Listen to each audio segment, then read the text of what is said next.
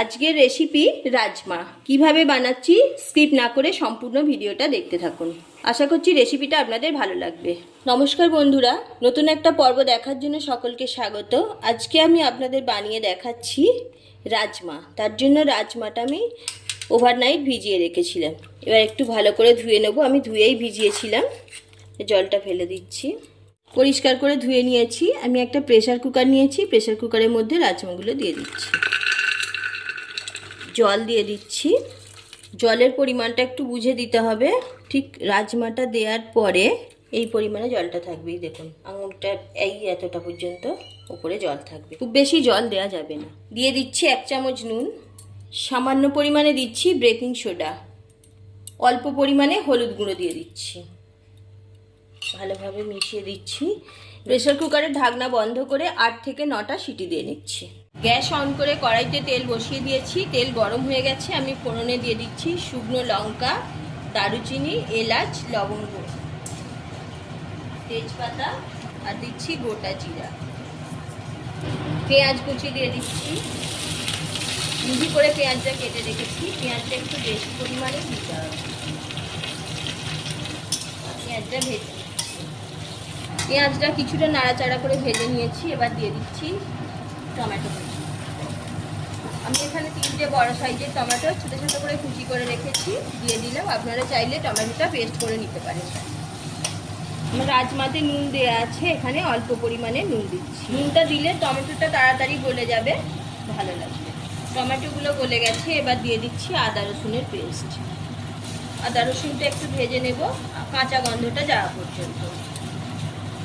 আদা রসুনের কাঁচা গন্ধ চলে গেছে। এবার দিয়ে দিচ্ছি কাশ্মীরি লঙ্কার গুঁড়ো, ঝাল লঙ্কার গুঁড়ো, হলুদ গুঁড়ো, জিরে গুঁড়ো, ধনে গুঁড়ো, মিট মশলা। সামান্য একটু জল দিয়ে দিচ্ছি।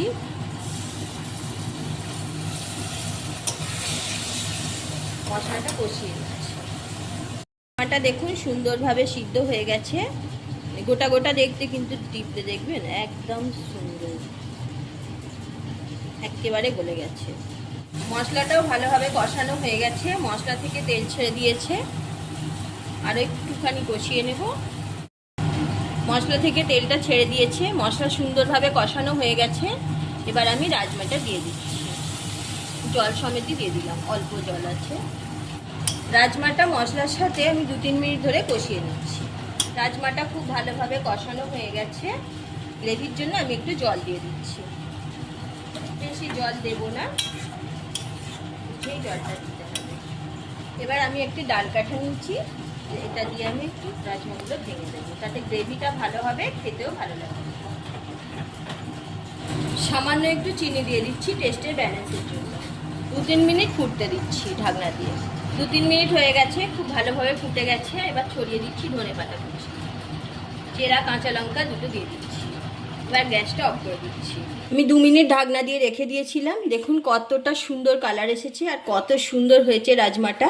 রেসিপি ভালো লাগলে লাইক, শেয়ার এবং কমেন্ট করতে ভুলবেন না। যে সকল বন্ধুরা চ্যানেলে নতুন, নিত্য নতুন রেসিপি পেতে চ্যানেলটা সাবস্ক্রাইব করে রাখুন আর পাশে থাকা বেল আইকন প্রেস করুন। এইভাবে আপনারাও একবার বাড়িতে ট্রাই করে দেখুন। এইভাবে রাজমা বানিয়ে আপনারা গরম গরম রুটি কিংবা লুচি পরোটার সাথে খেতে পারেন। খেতে দুর্দান্ত লাগে। আজ এই পর্যন্ত।